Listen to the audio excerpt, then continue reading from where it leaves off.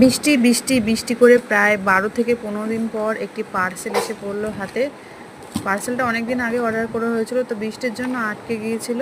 তো আমাদের সিনো যেহেতু 4 মাস কমপ্লিট হয়ে 5-এ পড়েছে, তো ওর জন্যই এই পার্সেলটা অর্ডার করা হয়েছিল। তো মেসো থেকে যে এত সুন্দর একটি জিনিস আসবে তো ভাবতে পারিনি। দেখো, আমাদের সিনোর জন্য বোতল অর্ডার করা হয়েছিল, তো আমি প্লাস্টিকের বোতল না নিয়ে আমি স্টিলের ফিল্টার বোতল নিয়েছি। আর এদিকে দেখো, আমাদের সিনু বাবু খেলা করছিল। আর শুধু বোতল নয়, বোতলের সঙ্গে অনেক কিছুই ছিল, সেটাই তোমাদের সাথে শেয়ার করার জন্যই আমার এই ভিডিওটা করা। তো কী কী দিয়েছে চলো তোমাদের সেটাই দেখাই। তোমার দাদাভাই দেখো পার্সেলটা ওপেনিং করছে। এখানে দিয়েছে একটা ওয়াটার বোতল, একটা ফিল্টার বোতল, আর দিয়েছে গলায় যেটা লালাপোজ যেটাকে বলে, যেটা পরিয়ে খাওয়ানো হয়, ওটা একটা দিয়েছে। আর একটা দিয়েছে খেলনা।